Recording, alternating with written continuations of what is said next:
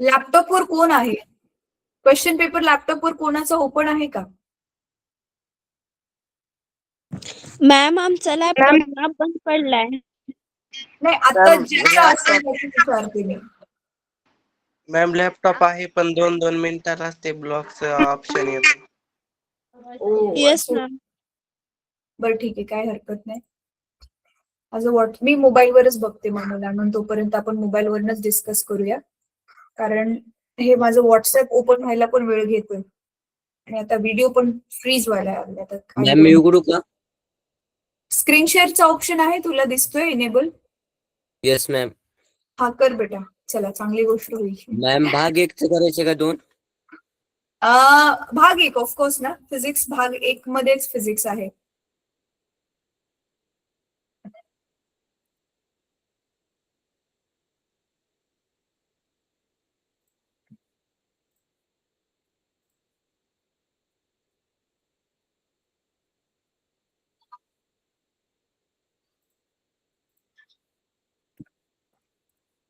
चला आधी कोणता करूयात? इंग्लिश करूयात की मराठीवाला करूयात मुलांना? मराठी. बरं, मराठीवाला करूयात आधी, मग इंग्लिश करूयात. मी काय म्हणते तुम्हाला मुलांनो, थोडं फास्ट करावं लागेल कारण आपल्याला दोन्ही पेपर डिस्कस करायचे. तर आता तुमचं काय होईल ना, दोन्ही पेपर डिस्कस झाल्यामुळे तुम्हाला डबल फायदा आहे की मराठीमध्ये वेगळा पेपर बनला असेल आणि इंग्लिशमध्ये वेगळा पेपर बनलेला असेल. ठीक आहे, तर चला आता बघू पर्यायी प्रश्न. बेटा थोडं खाली स्क्रोल कर. तर बघा इथे काय सांगितलेलं आहे. प्रश्न पहिला, वैश्विक गुरुत्वीय स्थिरांकाचे एसआय एकक कोणते आहे? कोणते? न्यूटन मीटर वर्ग प्रति किलोग्राम. येस, न्यूटन मीटरचा वर्ग प्रति केजीचा वर्ग, न्यूटन मीटर स्क्वेअर पर केजी स्क्वेअर. ठीक आहे, गुड. ऑप्शन नंबर अ ब क कोणता आहे?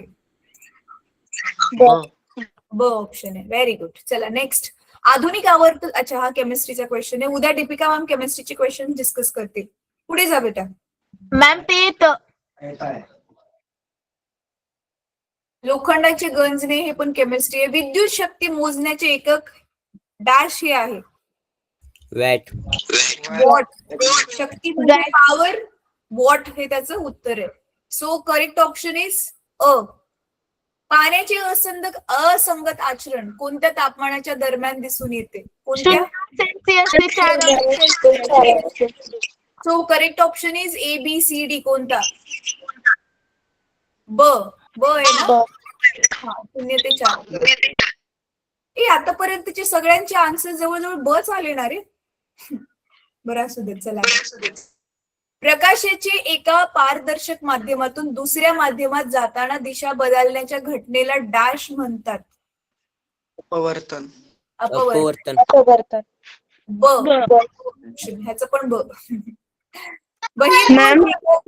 हा बेटा. मॅम मराठीत आहे ना, मला काहीच समजत नाहीये. भाग्यश्री, काही हरकत नाही बेटा, काही हरकत नाही. तू ऐकून घे, तुला पुढे कळेलच. हे बघ ना, एका माध्यमातून दुसऱ्या माध्यमामध्ये प्रकाश चाललाय. तर आता मी इंग्लिशचं डिस्कस करेल त्यावेळी मराठीवाल्यांना पण नाही समजणार ना, पण काही हरकत नाही. पडू देत कानावर, हळूहळू समजेल तुला पुढे. ठीक आहे, इट्स ओके. थोडा वेळ थांबा. Okay ma'am. हा, परत आता अल्युमिनियमचे मुख्य हे पण केमिस्ट्रीचं आहे. सर्वात लहान हायड्रोकार्बन केमिस्ट्रीचं क्वेश्चन आहे. अंतराळात जाणारा पहिला मानव कोण होता? बहिर्गोल भिंगाचा प्रश्न राहिला. राकेश शर्मा. राकेश शर्मा. नाही, थांबा 1 मिनिट. बहिर्गोल भिंगाचे नाभीय अंतर नेहमी डॅश असते. धन. येस, धन असते. ठीक आहे. हा, अंतराळात जाणारा पहिला माणूस, first man who went into the space. Rakesh Sharma. Yuri Gagarin. Yes, Rakesh Sharma पहिला बिलकुल पण नव्हता. चला, कितवा होता ते माहिती नाही, पण पहिला नव्हता हे पक्का. आता अतिशय थोडक्यात उत्तरे. मुक्त पतन म्हणजे काय? What is free fall? मुक्त पतन म्हणजे, एक मिनिट, आपण एक काम करूया मुलांना. थांबा, हात वर करा. असं ना सगळं हॉचपॉच क्रिएट होईल. ज्यांना उत्तर माहिती आणि द्यायचंय त्यांनी हात वर करा. मी एकेकाचं नाव घेईल. हा, ज्ञानेश्वर बोल. जेव्हा एखाद्या वस्तूला केवळ गुरुत्वीय बलाच्या प्रभावाने गतिमान असेल त्या वस्तूला मुक्त पतन असे म्हणतात. Very good. पण ह्याच्यामध्ये हे पण मेन्शन करायचंय की गुरुत्वाकर्षण बलाच्या व्यतिरिक्त दुसरं कोणतंच बल त्या वस्तूवर काम करत नाही. हा मुद्दा महत्वाचा आहे त्याच्यात. किंवा असं पण लिहू शकतं, ज्यावेळी एखादी वस्तू फक्त आणि फक्त गुरुत्वाकर्षण बलामुळे गतिमान असते. कळलं? Yes, ma'am. Yes ma'am. कळलं का? हा. चला पुढे. हायड्रोजन पेरॉक्साईड हा पण केमिस्ट्री आहे. फ्लेमिंगच्या डाव्या हाताच्या नियमात अंगठा काय दर्शवतो? कोण सांगेल?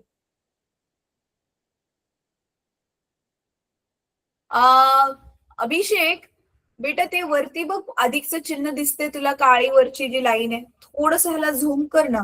मला खूप छोट छोट दिसते, तर मला डोळ्यांचा त्रास आहे. थोडस एक दोन बलाची वेळा क्लिक दिशा. कर. मॅम मी सांगू? हा, एक मिनिट अभिषेक, ह्याला थोडं झूम कर ना अभिषेक. हा, तिथे दाब प्लस वर, आणखी एकदा दाब बर. येस मॅम, करतो थांबा. हा, गुड. ठीक आहे, थँक्यू सो मच. बस बस बस, फिट पण स्क्रीन मध्ये आलं पाहिजे ना. थोडं कमी कर, थोडं कमी कर. अर्धा प्रश्न कापला गेला. चला, हा, कोण सांगेल हे उत्तर? श्रावणी सांग. मॅम मी सांग. सांग. फ्लेमिंगच्या डाव्या हाताच्या नियमात अंगठा विद्युत वाहकावरील बल दर्शवतो. येस, लेफ्ट हँड रूल, डाव्या हाताचा नियम, फ्लेमिंग्स लेफ्ट हँड रूल. ठीक आहे. इंग्लिश मध्ये मग काय आहे ते? मोशन ऑफ द कंडक्टर किंवा force acting on the conductor. ठीक आहे. विशिष्ट उष्माधारकता मोजण्याचे सीजीएस एकक सांगा. कोण सांगेल? कॅलरी प्रति ग्राम अंश सेल्सिअस. Very good. कॅलरी प्रति ग्रॅम अंश सेल्सिअस, करेक्ट आहे. परत 5वा 6वा केमिस्ट्रीचा आहे. भारताने अवकाशात सोडलेल्या पहिल्या उपग्रहाचे नाव काय? Interesting question. काय आहे? First satellite launched by India. तर मी इंग्लिश मध्ये पण सांगते मुलांनो. सो विवेक, भाग्यश्री, सेमी इंग्लिशचे पण जे मुलं आहेत, ट्राय टू आन्सर. हा, पौदवी आवाज गेला तुझा, नीट नाही ऐकत. आर्यभट्ट. आर्यभट्ट. इज इट खरं का? पहिला उपग्रह भारताने जो सोडलेला तो आर्यभट्ट होता. मग स्पुटनिक काय होतं? सोडलेलं होतं. अरे 3 जण एकत्र बोलताय, एक जणाने बोला. स्पुटनिक हा रशियाने सोडलेला होता. हा, भारताने नव्हतं सोडलं. बर, ठीक आहे. चला, मी चेक करत होते किती चांगला अभ्यास केलाय तुम्ही. कन्फ्युज केल्यावर आन्सर देते का? हा, विवेक बोल. Vivek, you want to say something? बर, पुढचा प्रश्न. पृथ्वीच्या पृष्ठभागावरील जी चे सरासरी मूल्य किती आहे? अरे किती सिंपल क्वेश्चन आहे हा. पृथ्वीच्या पृष्ठभागावर जी, झिरो थोडी नाही बेटा. पृथ्वीच्या केंद्रामध्ये झिरो आहे. पृष्ठभाग, on the surface of the अर्थ. अरे गणित सोडवताना जी ची किंमत किती घेता तुम्ही? 9.77 मीटर. हा, किंवा प्रति सरळ सरळ तुम्ही 9.8 लिहू शकता. 9.8 मीटर पर सेकंड स्क्वेअर. ठीक आहे. चला, आता पुढे. अपवर्तनांक n कोणत्या सूत्राने दर्शवतात? Yes, very interesting question. आता येथे अपवर्तनांकाचे 2-3 सूत्र आहेत. कोणतं सूत्र इथे लिहिणार? मॅम अपवर्तन म्हणजे काय? रिफ्रॅक्शन. रिफ्रॅक्टिव्ह इंडेक्सचा फॉर्म्युला काय विचारलाय? अपवर्तनांक म्हणजे. Ma'am n=c/v. ओके, ठीक आहे. वेलॉसिटीच्या फॉर्म मध्ये v1/v2 किंवा c/v लिहू शकतो. बरोबर आहे. अजून एक फॉर्म्युला आहे. अजून एक कोणता फॉर्म्युला आहे मुलांनो अपवर्तनांकाचा?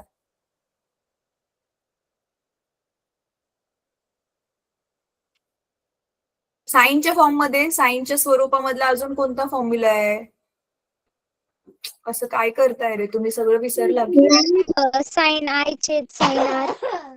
हा, साइन आय छेद साइन आर. ठीक आहे. Sine I/sin r. तर what is I? Angle of incidence, आपाती कोन.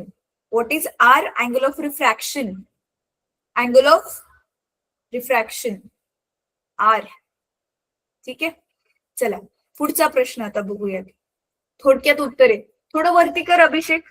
हा, डोबे रायनरचं तर ते केमिस्ट्री आहे. हा, तारे का लुकलुकतात कार्नेलिया. कोण सांगेल मला आता? चला, ह्याचं उत्तर मला व्यवस्थित हवंय, कारण हे थोडक्यात उत्तरे लिहायचे. 2-3 ओळी तरी व्यवस्थित असलेल्या पाहिजेत, त्याच्यामध्ये प्रॉपर जे पाहिजे तेच मुद्दे हवेत. इकडचं तिकडचं फालतूचं उगाच म्हणजे निबंध नकोय आपल्याला. सायन्स म्हणजे काय? मोजकी मुद्दे आणि अचूक मुद्दे, तेवढं लिहिणं म्हणजे सायन्स. आणि तेवढं बरोबर अॅक्युरेट लिहिलं की तुम्हाला पैकीच्या पैकी मार्क्स मिळणार म्हणजे मिळणार. तर चला, कोण सांगेल मला ह्या प्रश्नाचं उत्तर? मॅम मी सांगू? भाग्यश्री, तू इंग्लिश मधून सांग बेटा. आता मराठीचे प्रश्न चालू आहेत ना, तर तू इंग्लिशचे प्रश्न चालू असतील ना, त्यावेळी मग इंग्लिश मधून तर खूपच कमीच मुलं आहेत. सेमी इंग्लिश आणि इंग्लिशवाले नंतर उत्तर द्या. आता मला फक्त मराठी मीडियमच्या मुलांकडनं उत्तर हवी आहेत. थांबा, मी सगळ्यांचे हात खाली करते. हा, फक्त आता ना मराठी प्युअर मराठी मीडियमच्या मुलांनी हात वर करा.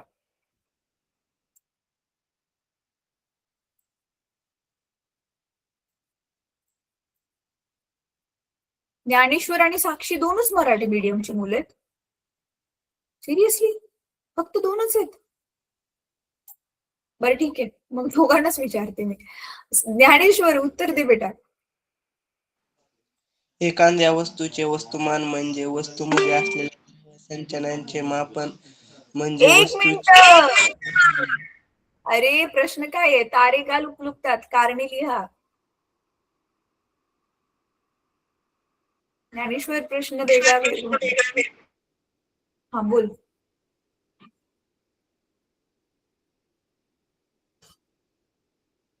बोल बेटा, बोल. मॅम, कोणता प्रश्न चालू आहे? हा, प्रश्न क्रमांक 2. तारे का लुकलुकतात कारणे लिहा. साक्षी, तू सांग. साक्षी, तू सांग बेटा. Yes ma'am. मॅम, जेव्हा ताऱ्यांचा प्रकाश हा म्हणजे पृथ्वीच्या वातावरणातून म्हणजे जातो, तेव्हा तो प्रकाश पृथ्वीच्या वातावरणातील गरम आणि थंड हवेत मिसळतो. आणि हवेच्या वेगवेगळ्या तापमानामुळे आणि जी घनता असते त्या घनतेमुळे प्रकाशाचा मार्ग बदलतो.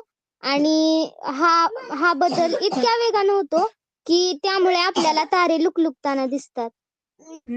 साक्षी, नाही, तुझ्याकडनं मला हे उत्तर अपेक्षित नव्हतं बेटा. म्हणजे तू सांगितलेलं चुकीचं नाहीये, पण त्याच्यामध्ये मेन मुद्देच नाहीयेत. म्हणजे सपोज हा प्रश्न जर 2 मार्काला किंवा 3 मार्काला असेल, तर मी जास्तीत जास्त 1च मार्क देईल ह्या उत्तराला. सगळ्यात आधी तुम्हाला लिहायचंय मुलांनो, बघा सगळ्यांनी नोट करा ही गोष्ट, की पृथ्वीच्या भोवती वातावरण पसरलेले आहे आणि त्या वातावरणाची जी घनता आहे ती तापमानानुसार बदलते. रात्रीच्या वेळी तापमान कमी असल्यामुळे वातावरण जे आहे ते जास्त घन असतं.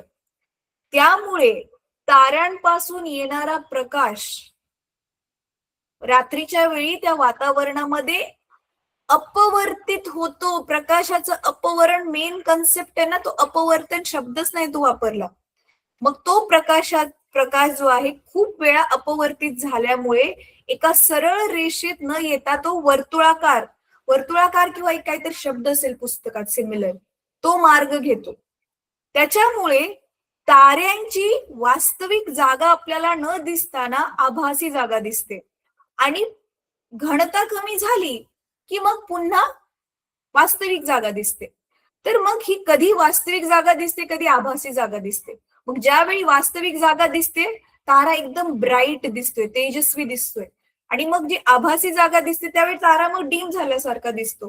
तर हा जो बदल आहे त्याच्या जागेमधला, हा खूप फास्ट होत असतो. तर कधी वास्तविक, कधी ब्राईट, कधी डीम, कधी तेजस्वी, कधी असा अंधुक. म्हणून तारे आपल्याला लुकलुकताना दिसतात. हे एवढे सगळे मुद्दे आहेत त्याच्यामध्ये. कळलं?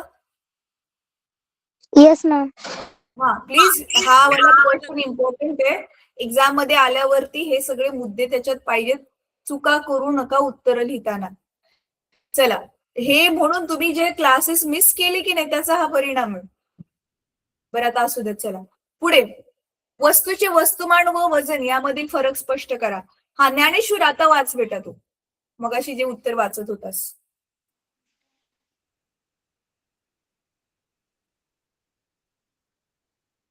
एका वस्तुमान म्हणजे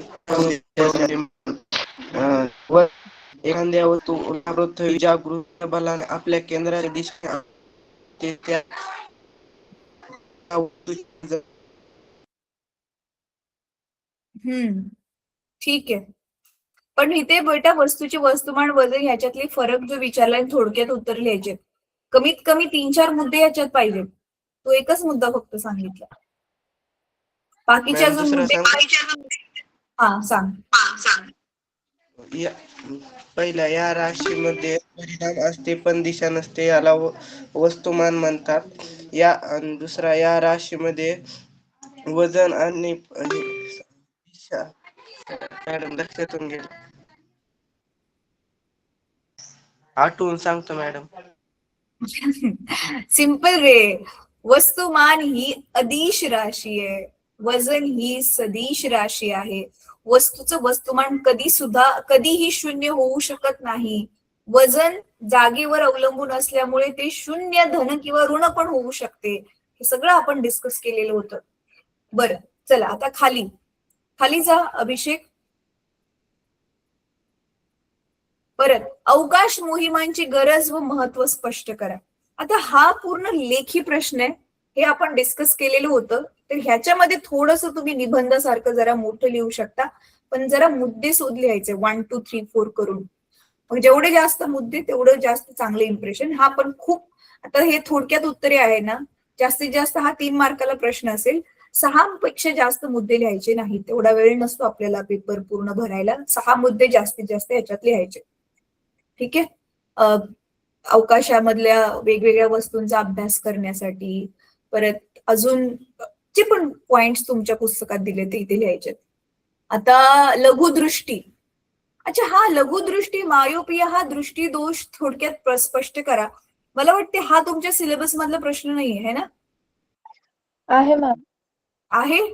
मायोपिया केलेलं मला आठवत का नाहीये. आहे मॅम साइडने. हा भिंगांच्या धड्यात आहे का? आपण स्किप केलं वाटतं. Yes ma'am. Yes yes ma'am yes. तुम्ही घेतला सांगा. लघुदृष्टी हा दृष्टीदोष थोडक्यात स्पष्ट करा. काय असतं, कोण सांगेल आता? या दोषामध्ये आपल्याला म्हणजे ज्या लांबच्या वस्तू आहेत त्या हा, लांबच्या वस्तू आहेत ज्या नीट दिसत नाहीत. जवळच्या वस्तू स्पष्ट दिसतात पण लांबच्या वस्तू ज्या आहेत त्या स्पष्ट दिसत नाहीत. हा, अजून एवढंच नाही उत्तर लिहायचे, फक्त थोडक्यात स्पष्ट करा. स्पष्ट करायचं त्याला अजून. याचं कारण म्हणजे बुबुळाची वक्रता वाढते किंवा आपली जी प्रतिमा आहे ती दृष्टीपटलावर पडत नाही. हा, मग ती दृष्टीपटलाच्या पुढे बनते की मागे बनते, हे पण सगळं लिहायचंय. एक बघा मुलांना, जेव्हा पण तुम्हाला असं विचारलं जाईल ना, लघुदृष्टी काय असते, म्हणजे मायोपिया काय असतो किंवा हायपरमेट्रोपिया काय असतो, असे कुठले पण हे 3 बघितलेले होते ना तुम्ही, मायोपिया, हायपरमेट्रोपिया आणि प्रेस बायोपिया. आता मायोपिया म्हणजे लघुदृष्टी, हायपरमेट्रोपिया म्हणजे मला वाटते दूरदृष्टी ना. Yes ma'am. आणि प्रेस बायोपिया मला वाटते ते आपल्या वृद्ध अवस्थेशी जोडलेलं आहे. वृद्ध दृष्टी. तर हे 3 पण विचारले ना मुलांनो, तुम्हाला बघा काय काय लिहायचंय. एकतर ते काय आहे, दुसरं ते का होतं,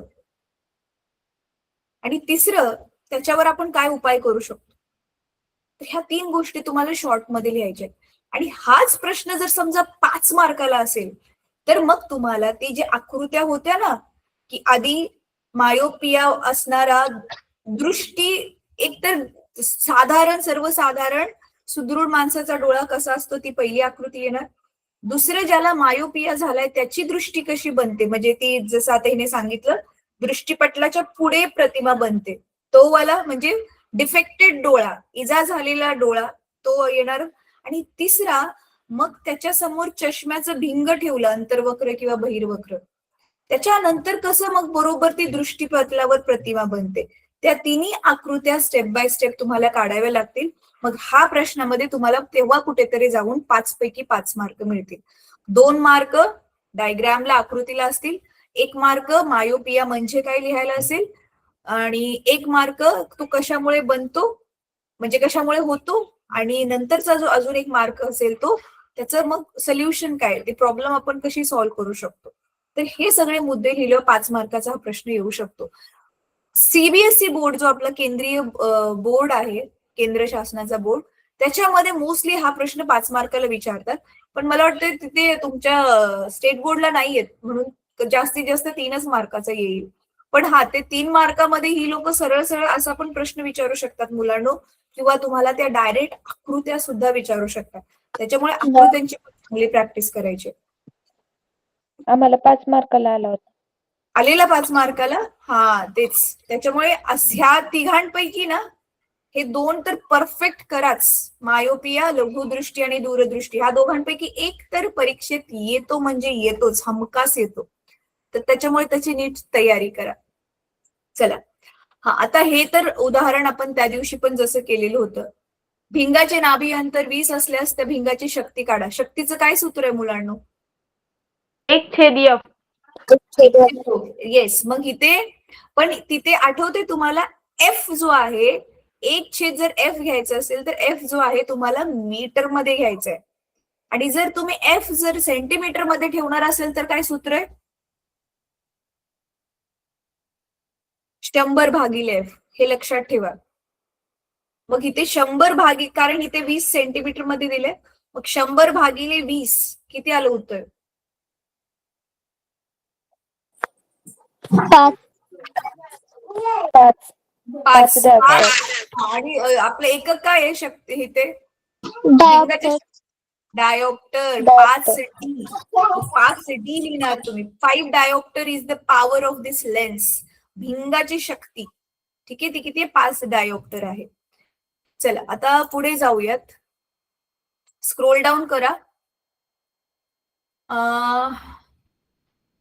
सोडियम खवटपणा, होपचं उपकरण. हा, होपच्या उपकरणाचा उपयोग कोणत्या अभ्यासासाठी केला जातो?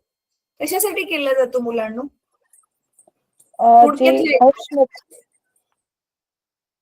पाण्याचे असंगत आचरण आहे त्याचा अभ्यास करण्यासाठी होपच्या उपकरणाचा व्हेरी उपयोग गुड. केला पण हे जातो. फक्त एका लाईनीमध्ये नाही लिहिणार आपण. पाण्याचे असंगत आचरण अभ्यासण्यासाठी होपच्या उपकरणाचा उपयोग केला जातो. आणि कसा केला जातो ते पण आपल्याला थोडक्यात लिहावं लागेल. ठीक आहे, ते पण थोडक्यात आपल्याला लिहावं लागेल की कसा केला जातो. चला नेक्स्ट. झाला, एवढाच होता का पेपर? आहे ना अजून? हा, सविस्तर उत्तरे मुलांनो. कोणते पण 6 लिहायचेत आणि किती? 24 मार्काला आहे. म्हणजे 6 चोक 24, 4 मार्काला एक प्रश्न आहे. तर हे थोडेसे मोठी उत्तर असलेले प्रश्न आहेत. विद्युत चलित्राचे म्हणजे इलेक्ट्रिक मोटरचे कार्य आकृतीसह स्पष्ट करा. Very interesting. हे मी तुम्हाला शिकवताना एक्सप्लेन केलेलं होतं की इलेक्ट्रिक मोटर आकृती काढून, हा टोटल इथे 4 मार्काला विचारलंय, बट परीक्षेमध्ये हा 5 मार्काला पण येऊ शकतो. तर हे पूर्ण तुम्हाला मी मार्किंग पण करून दिलेल्या की कुठून कुठपर्यंत लिहायचं. आठवतंय? पुस्तकामध्ये तुम्हाला हायलाइट करून दिलेला. हा, तर तुम्हाला पूर्ण ती छानपैकी आकृती काढायची आहे. त्याचं जे आर्मेचर वगैरे आहे, म्हणजेच ते जे फिरते ते सगळं त्याच्या त्या रिंग्स वगैरे होत्या, सगळं त्याची नावं वगैरे दाखवून प्रत्येकाचं काय काय कार्य आहे आणि ते सगळं लिहावं लागेल. आणि ह्याच्यामध्ये मुलांना सगळ्यात महत्वाचं काय माहितीये? प्रिन्सिपल म्हणजे कुठल्या तत्वावर चालतंय हे. तर ह्याच्यामध्ये तत्व काय आहे की आपली जी इलेक्ट्रिक एनर्जी आहे, विद्युत ऊर्जा आहे, ती कशामध्ये कन्वर्ट केली जाते? यांत्रिक ऊर्जेमध्ये त्याच्यामध्ये कन्वर्ट केली जाते. ते पण लिहायचंय की विद्युत चलित्रामध्ये विद्युत ऊर्जेचे यांत्रिक ऊर्जेत रूपांतर होते आणि मग ती आकृती काढून त्याचं कार्य जे आहे ते स्पष्ट करायचं. तर मग कुठे जाऊन आकृती वगैरे काढून 4 पैकी 4 मार्क्स मिळतील. चला पुढे रासायनिक समीकरण, अॅल्युमिनियम, आधुनिक आवर्त सारणी, न्यूटनचा वैश्विक गुरुत्वाकर्षणाचा सिद्धांत मांडून त्याचे गणिती सूत्र हे काढून दाखवायचंय. हा सोपा प्रश्न आहे. 4 मार्क्स याच्यात तुमचे जायला नाही पाहिजे. कोण सांगेल पटकन मला गुरुत्वाकर्षणाचा सिद्धांत काय आहे?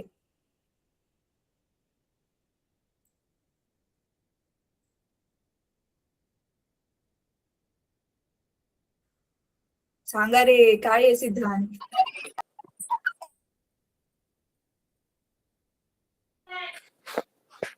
दोन्ही विश्वातील प्रत्येक 2 वस्तूंमध्ये ठराविक बल असते. ते बल एकमेकांना आकर्षित करत असते. त्या वस्तूंच्या वस्तुमानांशी ते वस्तुमानाच्या गुणाकाराशी ते समानुपाती असते आणि त्यांच्यातील अंतराच्या वर्गाशी व्यस्तानुपाती असते. Very good. आणि मग ते आपण सगळं ते दाखवलेलं, एफ समानुपाती M1 गुणिले M2, एफ व्यस्तानुपाती D चा वर्ग, ते सगळं करून मग K बरोबर 1, K लाच आपण मग कॅपिटल G घेतलेलं, ते सगळं दाखवायचंय मुलांना. ठीक आहे. तर मग प्रॉपरली याचे 4 मार्क्स मिळतील. पण तो मगाशी ते विद्युत चलित्रापेक्षा हा प्रश्नाचं उत्तर देणं जास्त सोपं आहे आणि ह्याच्यामध्ये पैकीच्या पैकी मार्क्स पण मिळतील. कारण इथे मार्क्स सगळं जर तुम्ही व्यवस्थित लिहिलं तर मार्क्स कापण्याचा स्कोप नाहीये. आता विद्युत चलित्रामध्ये त्याचं कार्य स्पष्ट करताना थोडस जरी इकडचं तिकडचं झालं शब्द की त्याच्यामध्ये मार्क्स जाण्याची शक्यता असते, पण ह्याच्यामध्ये नाहीये. आपण ते विद्युत चलित्राचं पण जर तुम्ही खूप चांगले लिहून प्रॅक्टिस केली ना तर त्याच्यामध्ये पण पैकीच्या पैकी मिळतील. चला, आता हॉट्स म्हणजे काय माहितीये का मुलांना? आता तुम्हाला खास करून हॉट्सचा मिनिंग माहितीये? इंग्लिश मिडियमच्या मुलांना माहितीये मुलांना? मॅम हॉट्स म्हणजे मला तर असं माहितीये की आपल्याला जसं वाटतं तसं आपल्याला जे वाटतं ते लिहायचं आपल्या मनाने. बरं, ठीक आहे. म्हणजे टोटली रॉंग नाहीयेस तू बेटा. Vivek, what is thoughts? What are thoughts actually? Thoughts म्हणजे जे प्रश्न आपल्याला जास्त विचार करायला लागतो. हा, येस, व्हेरी गुड. ह्याचा फुल फॉर्म सांगते मुलांनो. Higher order thinking. Higher order thinking म्हणजे वरच्या तुमची आता जी अभ्यासाची पातळी आहे त्याच्या थोडस वरच्या पातळीवर जाऊन विचार करून मग त्याची जे उत्तर घ्यायचे त्याला आपण हॉट्स म्हणतो. म्हणजे मुलगा अभ्यास करून झाल्यावर त्याला समजले किती कुठल्या व्यवस्थित त्या दिशेनं तो विचार करू शकतोय का हे पडताळून पाहण्यासाठी हे प्रश्न असतात. चला, आता इथे काय दिलेलं आहे? सूर्य क्षितिजाच्या थोडा खाली असताना देखील आपल्याला का दिसतो? आकृतीसह स्पष्ट करा. हे ऑलरेडी एक्सप्लेन केलेली छानपैकी आकृती पण काढलेली होती आपण की तो अगेन प्रकाशाचं अपवर्तन होत होत होत तो प्रकाश असा सरळ निघून न जाता असा गोलाकार होऊन पृथ्वीपर्यंत पोहोचतो. मग पोहोचतोय ज्याच्या डोळ्यात गेला त्याला वाटतं की जिकडून तो प्रकाश शेवटचा किरण आला तिकडेच सूर्य आहे. मग त्याला असं वाटतं की सूर्य अजून वरच आहे क्षितिजाच्या. मॅम तर हे व्यवस्थित हा मॅम तिथे असे की आकृतीसह स्पष्ट करा, तिथे कंपल्सरी डायग्राम काढावीच लागते का? हो, नाहीतर तुमचे मार्क्स जाणार मुलांना. इव्हन काय काय ठिकाणी जिथे लिहिलेलं नाहीये ना आकृतीसह, पण त्या प्रश्नाला जर आकृती असेल तर आकृती तुम्ही काढाच. आकृती काढणं कधी पण बेस्ट असतं, कारण लिहिण्यामध्ये काय थोडीफार चुकी झाली तर ती आकृतीमुळे ती मार्क्स आपल्याला मिळून जातात. आणि काय आहे ना, टीचरने आकृती बघितली ना तिला कळतं की हा मुलाला माहितीये, मग ती पूर्ण जास्त डिटेलमध्ये कदाचित उत्तर वाचत पण नाही बसणार, पटकन मार्क्स देऊन टाकेल. सो आकृती इज इम्पॉर्टंट. ठीक आहे. परत अन्न शिजवण्यासाठी तांब्याच्या भांड्याला कलई का करतात हे पण आपण बघितलेलं होतं. तांब जे आहे हे उष्णतेचं चांगलं सुवाहक आहे, त्याच्यामुळे उष्णता लवकर जी आहे ती शोषली जाते, भांड लवकर गरम होतं आणि गॅस आपला वाचतो, लवकर जेवण शिजतं. उपग्रह प्रक्षेपणामध्ये एकाहून अधिक टप्पे असणारे प्रक्षेपक का वापरले जातात? हा, आता ह्याचा विचार करून एकापेक्षा जास्त टप्पे, कारण प्रत्येक टप्प्याला एक एक एक एक सोडलं जातं ना, त्याला एकदाच फक्त लॉन्च केलं तर ते पूर्ण उंचीपर्यंत नाही जाणार. एकदा तो टप्पा जळाला खालचा की मग तो एका हाईटवर जातो, दुसऱ्या हाईटवर परत एकदा मग नेक्स्ट टप्प्यातलं जे डिझेल पेट्रोल जे असेल ते म्हणजे जे फ्युएल असेल इंधन असेल ते जाळलं जातं, मग अजून ते वर जातं. कळते तुम्हाला? म्हणजे अर्ध्या अर्ध्या टप्प्यातून त्याची गती वाढवत वाढवत वाढवत जातोय आपण. एकदमच गती नाही देते, टप्प्याटप्प्यातून त्याची गती वाढवतोय आपण. त्याच्यामुळे मग ते आपल्याला एवढ्या जेवढ्या उंचीवर पाहिजे तेव्हा कुठेतरी ते जाऊन पोहोचतं. म्हणून हे टप्पे वापरले जातात. ठीक आहे. पुस्तक वाचून जरा ह्याची मांडणी व्यवस्थित शब्दांमध्ये करा. मी आता जे एक्सप्लेन केलंय. चला झालं. चला आपल्याकडे खूप कमी वेळ आहे. इंग्लिशचा पेपर पण डिस्कस करायचा आहे. अभिषेक हा स्टॉप शेअर कर बेटा. आता इंग्लिशचा पेपर ओपन कर. मराठीमध्ये डाऊट झाले क्लिअर? चला नॉट बॅड चांगला होता आणि सगळे मॅम क्वेश्चन्स इंग्लिश महत्वाचे. नाही माझ्याकडे.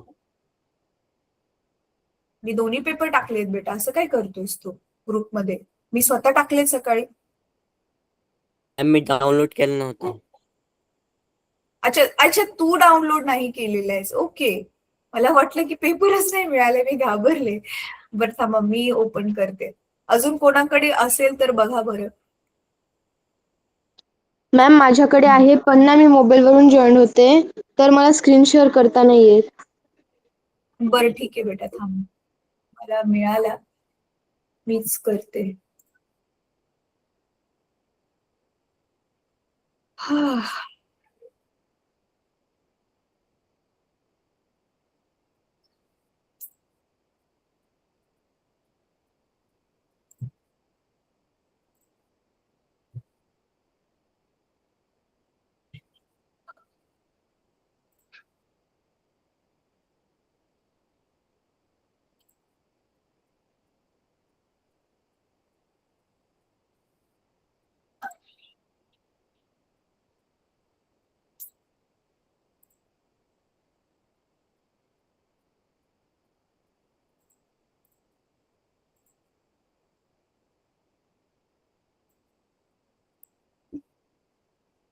हा, मला हे विचारायचं होतं हे ओपन होईपर्यंत.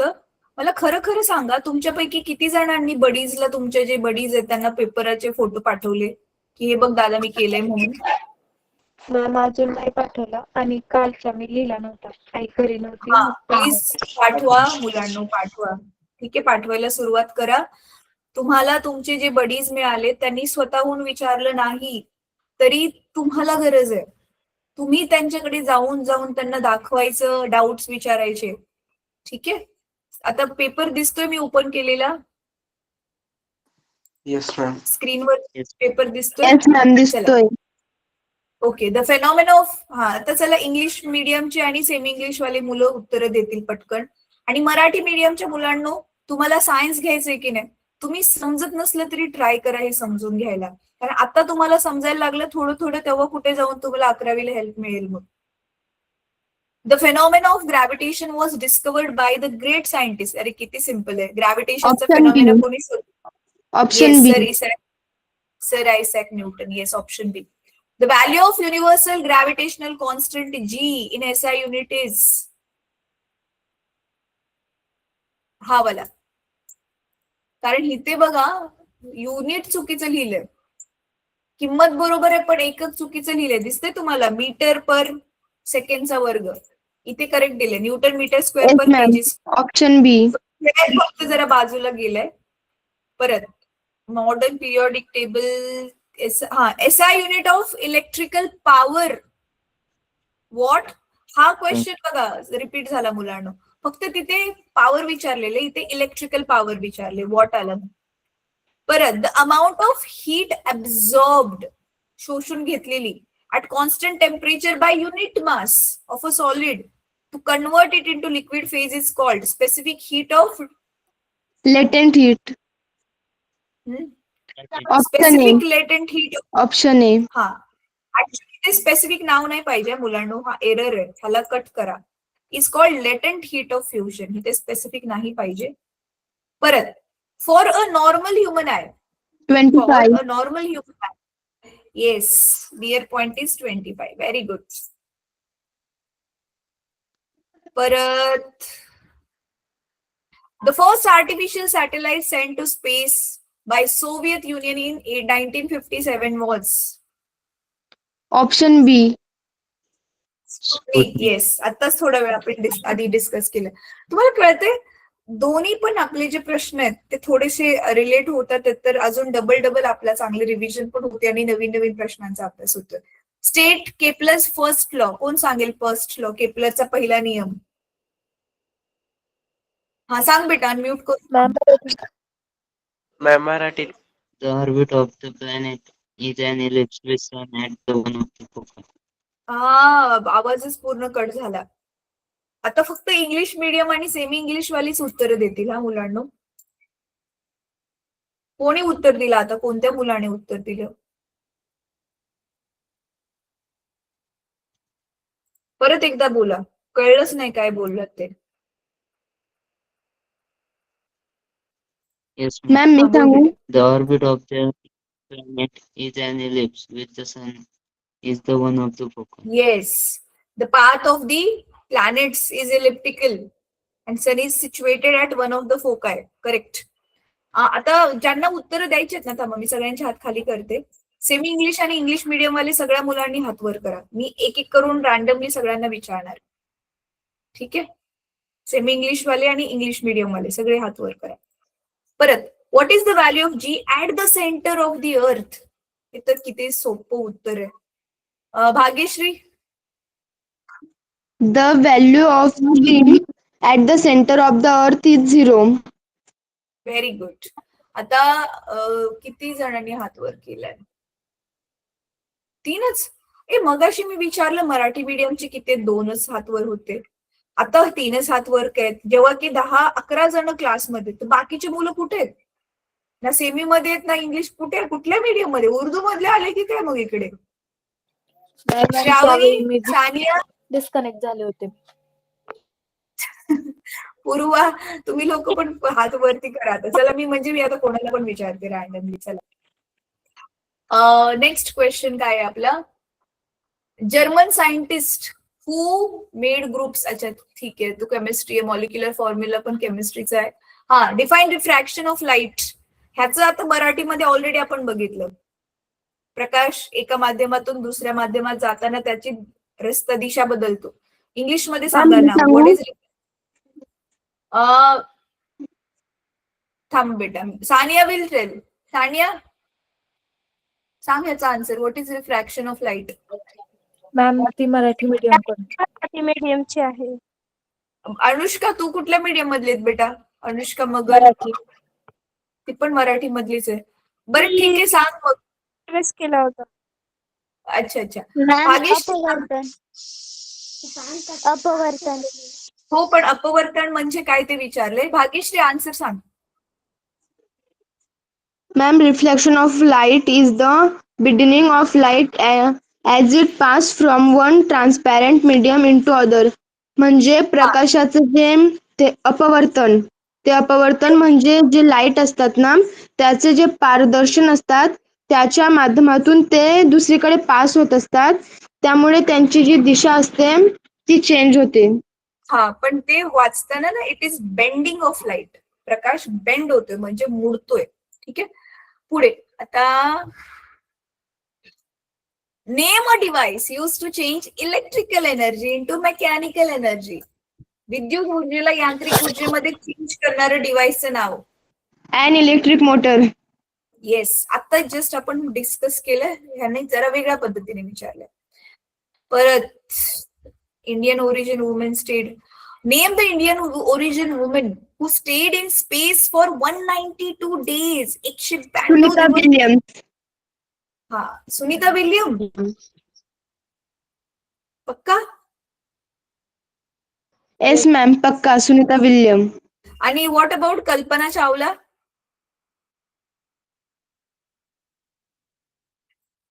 मॅम तिथे 192 days दिले. आणि मग कल्पना चावला किती दिवस होती मग स्पेस मध्ये? मॅम ते नाही माहित. तेच माहिती करा. आणि तुम्हाला माहितीये का, कल्पना चावला आणि सुनीता विल्यम ह्या दोघांचा पण बेस इंडियन आहे. तर त्याच्यामुळे कन्फ्युजन करणारा क्वेश्चन एक्झाम मध्ये येऊ शकतो. चला, आता explain the right hand thumb rule in simple diagram. Right hand thumb rule माहितीये तुम्हाला. सर्कल असं काढायचंय आणि राईट हँड काय दाखवतो? Direction of the flow of the current आणि fingers direction of magnetic field. परत distinguish between mass and weight, आताच आपण मराठीमधून सेम क्वेश्चनचा आन्सर डिस्कस केलं.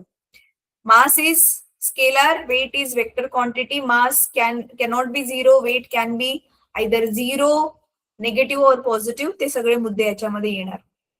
परत स्पेसिफिक हीट कॅपॅसिटी आत्ताच जस्ट आपण डिस्कस केले ह्याला पण. 1 ग्रॅम वस्तूचं 1 डिग्रीने टेम्परेचर इन्क्रीज करण्यासाठी जेवढी हीट प्रोव्हाइड करावी लागते, that is what is specific heat capacity, right. SI unit पण लिहा तिचं. त्याच्यानंतर draw neat label diagram of human eye. छानपैकी ह्युमन आयची डायग्राम काढून लेबल करायचं. मुलांनो, हे जे प्रश्न आहेत हे मराठीमधून पण येऊ शकतात बरं का, आता जे आपलं इंग्लिश मधलं जरी डिस्कशन चालू असलं तरी, कारण सिलेबस एक्झॅक्टली सेम आहे, फक्त भाषा वेगळी आहे. परत एक्सप्लेन द रिजिलेशन. रिजिलेशन आहे का आपण ते बघितलेलं, बर्फाचे 2 तुकडे दाबले की ते जोडून जातात. ती लादीची डायग्राम होती ना, बर्फाची लादी, त्याच्यावर धागा येस ठेवला, मॅम. ती वाली काढून छानपैकी ह्याचं उत्तर एक्सप्लेन करायचं. ठीक आहे. परत इम्पॉर्टन्स ऑफ स्पेस मिशन्स, मघाशी पण अंतराळांच्या यात्रांची काय गरज आहे, same to same question English मध्ये. ठीक आहे. परत Snell's law, state Snell's law of refraction, English मराठीमधून पण येऊ शकतो. स्नेलचा नियम लिहा. कोण सांगेल? What is Snell's law of refraction? Who will tail?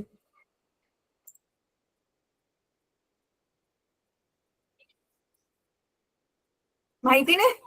अरे साइन आय भागिले साइन आर तो स्नेलचाच लॉ होता ना.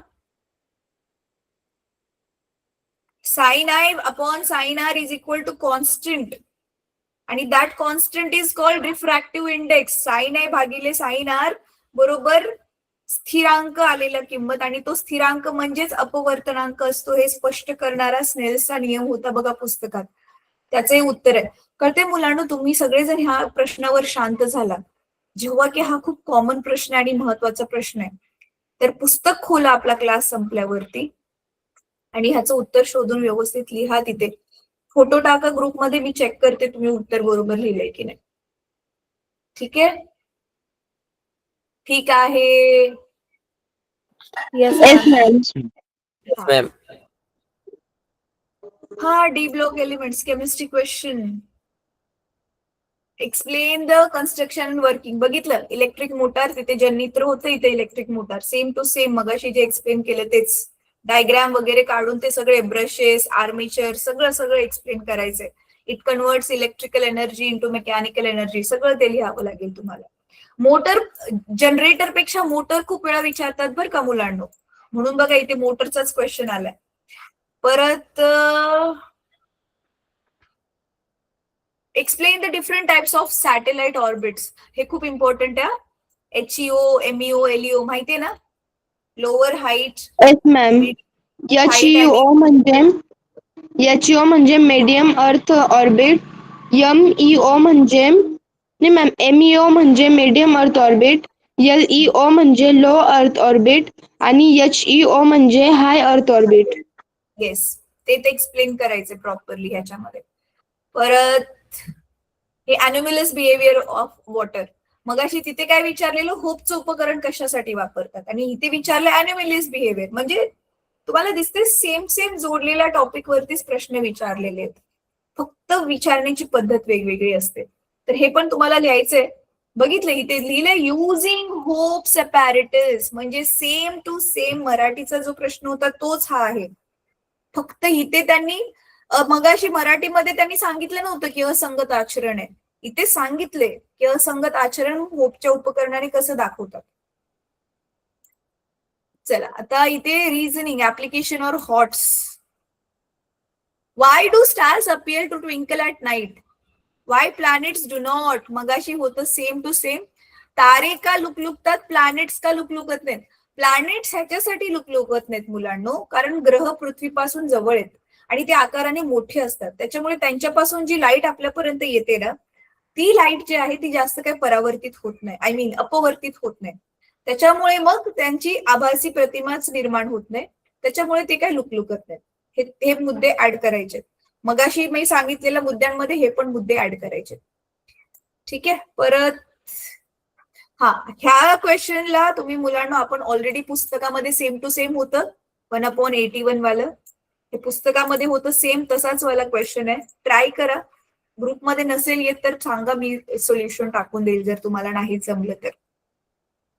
What is space debris essential to manage. Space debris काय असतात? इंग्लिश मीडियमचे मुलांनो सांगा, what are the space debris. What is space debris? माहिती नाहीये? मॅम स्पेस डिब्रिस रिफर्स म्हणजे non functional human made object in orbit around in very good. म्हणजे माणसाने स्पेस मध्ये काही वस्तू पाठवल्या काम करून घेण्यासाठी, पण ते कामच करत नाहीत, असेच फिरत राहिले. बरोबर आहे भाग्यश्री? Yes ma'am. ठीक आहे, चालेल. सो मुलांनो, आपले सगळे आता दोन्ही पण पेपर डिस्कस करून झालेत. एक्स्ट्रा पेपर्स पण आहेत. मला जसं पॉसिबल होईल ना आणखी पेपर पण मी आधी तुमचे हे आठवड्याचं आपलं प्लॅनिंग पूर्ण झालं ना, आणखी पेपर्स मला जे मिळालेले असतील ना मी ते पण ग्रुपमध्ये टाकेल. तुम्हाला जसं जसं जमेल तेवढे सोडवा. जेवढे जास्त तुम्ही बोर्डाशी रिलेटेड प्रश्न सोडवाल तेवढेच बोर्डामध्ये चांगले मार्क्स मिळतील. ठीक आहे, चला. तर आता की नाही एमसीक्यू टाईप पेपर्स जे आहेत ते बनवूनच नाही झाले, पण जसे ते बनवून होतील ना मी ग्रुपमध्ये टाकेल. तर ते काय तुमचं थोडं फ्री झालं ना शाळेचे तुमचे प्रॅक्टिकल वगैरे पण झाल्यावरती ते काय MCQ just correct option choose करून तुम्हाला तिथल्या तिथेच करेक्ट उत्तर पण मिळेल, मार्क्स पण मिळतील. तर त्याला काही एका पेपराला फक्त 10 मिनिटं लागतील, कारण 40 मार्काचा आपण एमसीक्यू बनवतोय. तर एका मिनिटात 4 तर होऊनच जातात. सो होऊन जाईल तुमचं 10 मिनिटामध्ये एमसीक्यू टाईप पेपर. ठीक आहे. बाकी आता उद्यासाठीचे जे 2 पेपर असतील, एक आता रात्री टाकते मी आणि एक उद्या सकाळी टाकेल मी ग्रुपमध्ये. ठीक आहे. मग जसं तुम्हाला जमते तसं ट्राय करा ते सॉल्व्ह करायला उद्या संध्याकाळी आपल्या 7:30च्या क्लासच्या आधीपर्यंत. चला मुलांनो, first of all thank you so much. तुम्ही एवढे सगळेजण जॉईन झाला. जरा जास्त मुलांना बघून मला बरं वाटतंय. आणि आठवणीने तुमच्या बडीजला पेपर्स पाठवा. तुम्हाला बडी वाटून दिलेत त्यांचा पुरेपूर उपयोग करून घ्या मुलांनो त्या संधीचा. आणि मला सगळ्यांचे मार्क्स बोर्डाचे चांगले पाहिजेत. ठीक आहे, चला ऑल द बेस्ट. आता माझा ह्याच्यानंतर तुमच्या वर्गावर कधी क्लास असेल नसेल आय रिअली डोंट नो, पण तरी पण ऑल द बेस्ट. मला वाटतं एखाद वेळी तरी आपली भेट होईलच अजून एकदा ऑनलाईन. तरी पण ऑल द बेस्ट. ठीक आहे, good night ma'am. Take care.